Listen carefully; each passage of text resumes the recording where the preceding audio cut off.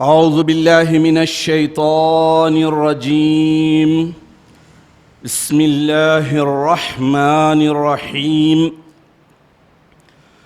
نحمد الله تبارك وتعالى ونصلي على رسوله الكريم والمهدي الموعود عليه الصلاة والتسليم وعلى آلهما وأصحابهما أجمعين.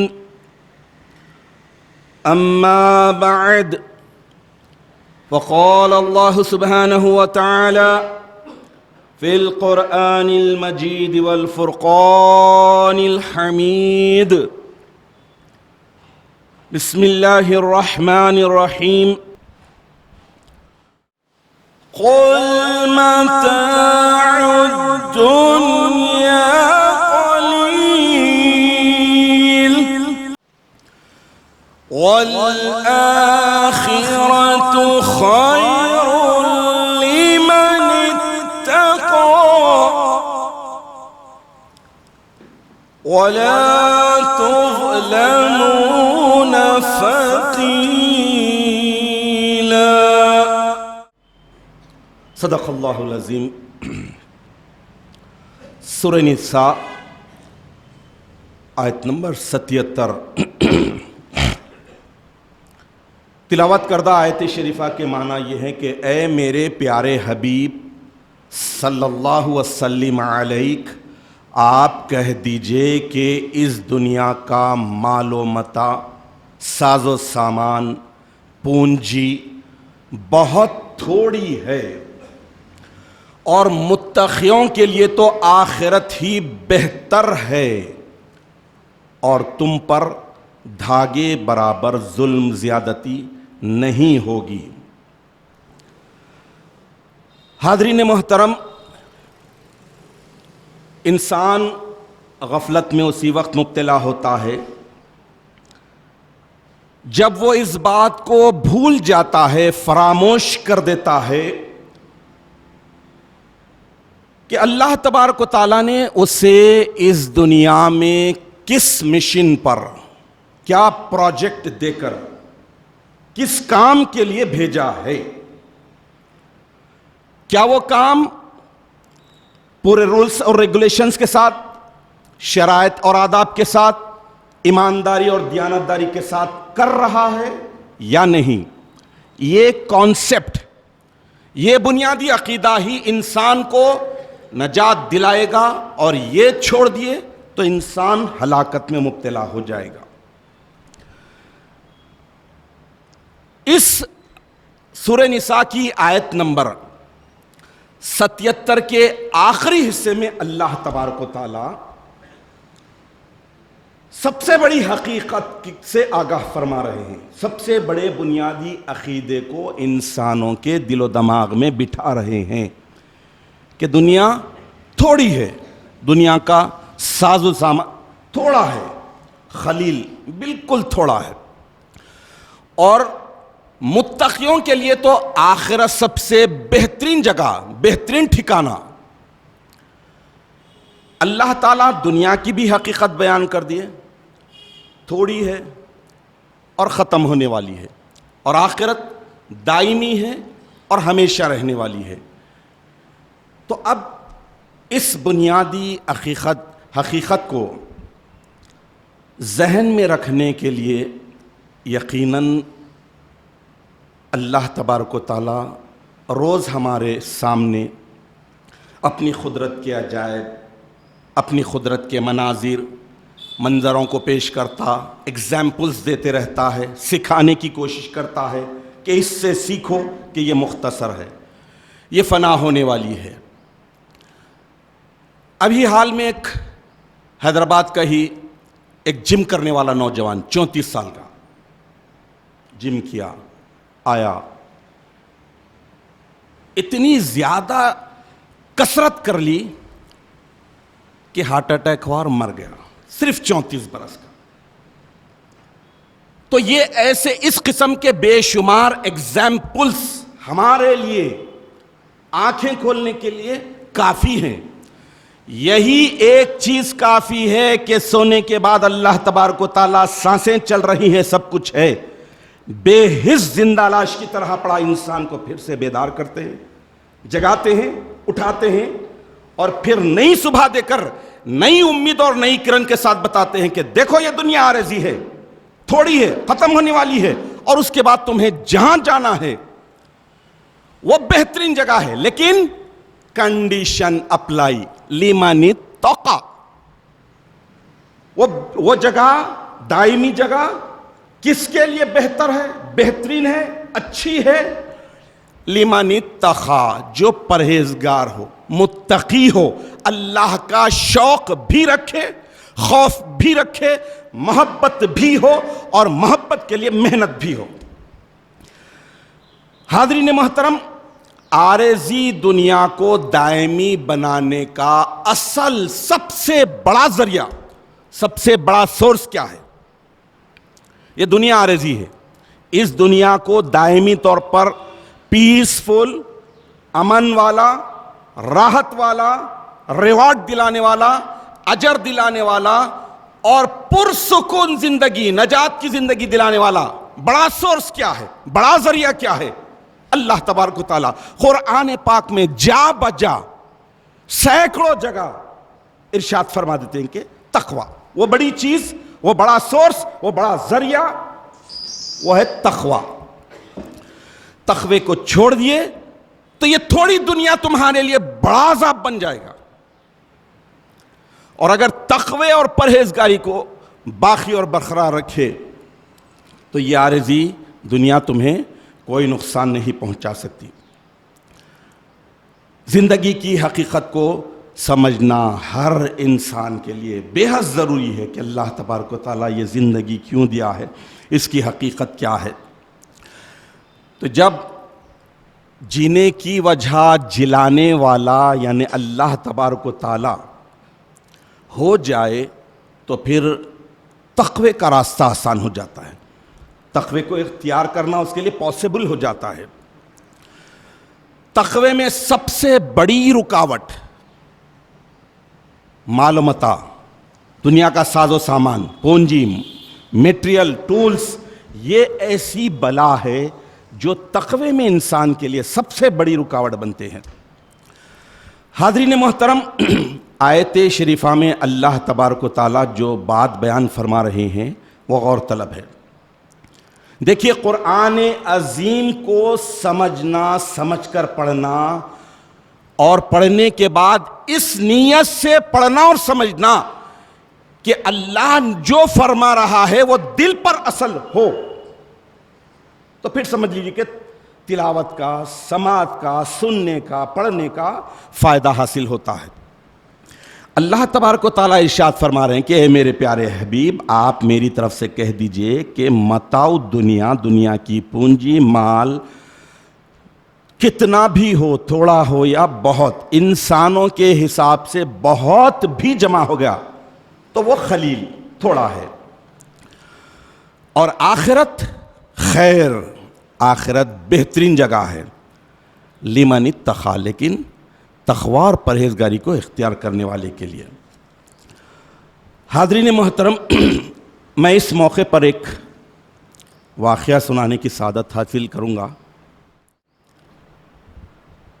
اللہ تبارک تعالی ہماری ہدایت کے لیے، نصیحت کے لیے، سنبھلنے کے لیے، سدھرنے کے لیے، یہ دنیا کو سمجھ کر آخرت جو بہتر ہے اسے حاصل کرنے کے لیے، تقوی پیدا ہونے کے لیے ایسی بے شمار مثالیں ہمارے سامنے رکھتے ہیں۔ ایک واقعہ، ایک آرٹیکل آیا تھا، دنیا کی مشہور فیشن ڈیزائنر ایک لیڈی تھی، ٹاپ کلاس، ورلڈ کی نمبر 1۔ اب آپ سوچئے کہ جب یہ دور میں وہ بھی فیشن ڈیزائنر، وہ بھی ٹاپ کلاس، اب اس کو اس تھوڑی سی دنیا کا کیا کیا نہیں ملا ہوگا، کتنا کیا کچھ حاصل نہیں ہوا ہوگا، لیکن ایک وقت ایسا آیا کہ وہ کینسر کے مرض میں مبتلا ہو گئی۔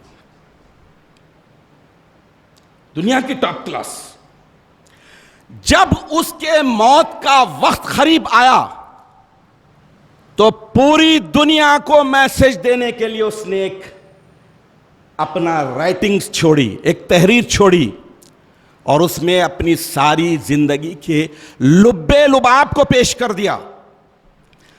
انسانوں کی عبرت کے لیے، نصیحت کے لیے ایک ایسی تحریر چھوڑی۔ اگر آپ یہ واقعے کو سنیں گے تو یقیناً جانیں گے کہ بہت کچھ حاصل ہونے پر گھمنڈ کرنے کے بجائے جو عطا کیا ہے اس کی شکر گزاری میں، اس کی عبادت میں زندگی لگا دے تو بھی کم ہے۔ اب وہ فیشن ڈیزائنر کیا کہتی ہے؟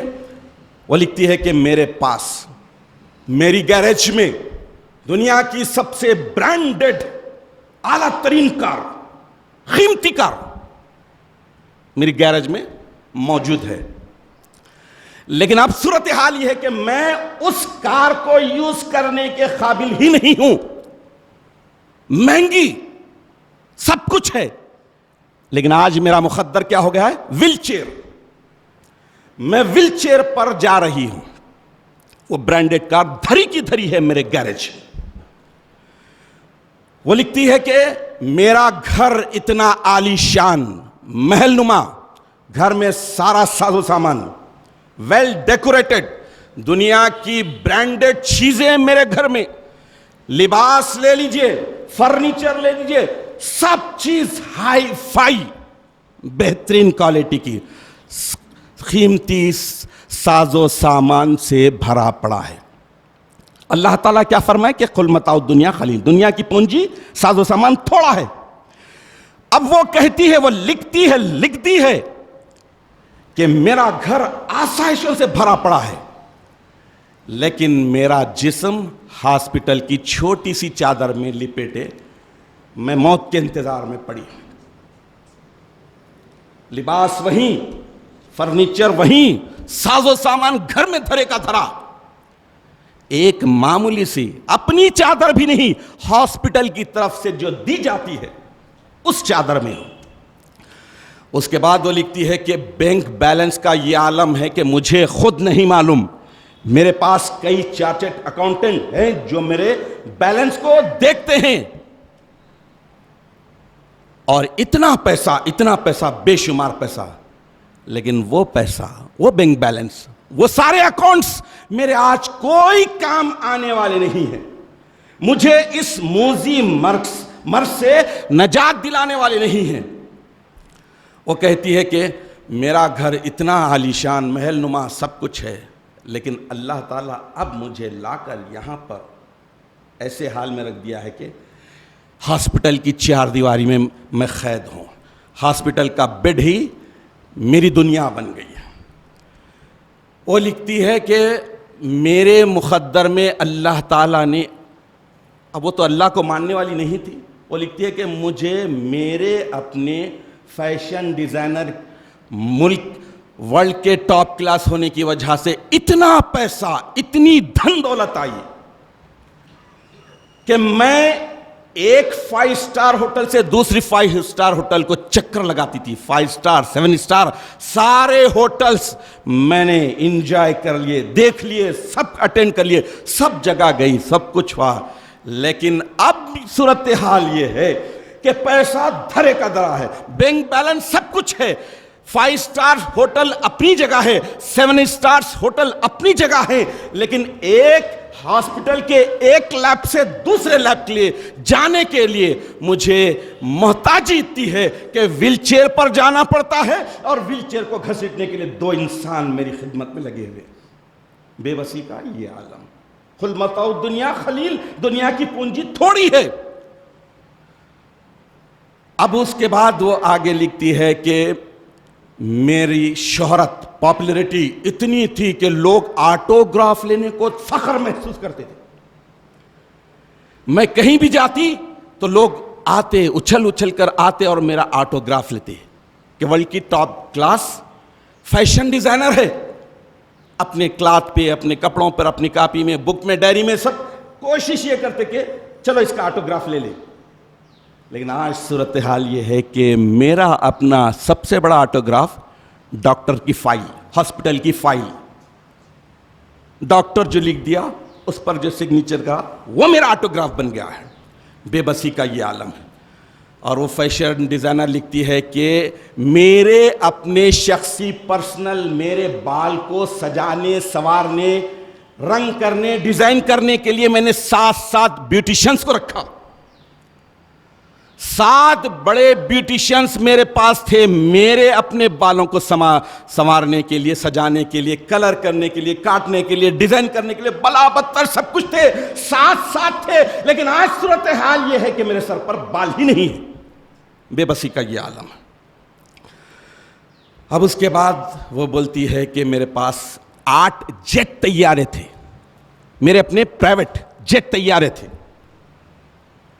8 ایک ذات 8 جیٹ طیارے. اب میں جہاں چاہوں جدھر چاہوں اپنے پرائیویٹ جیٹ میں چلے جا سکتی ہوں.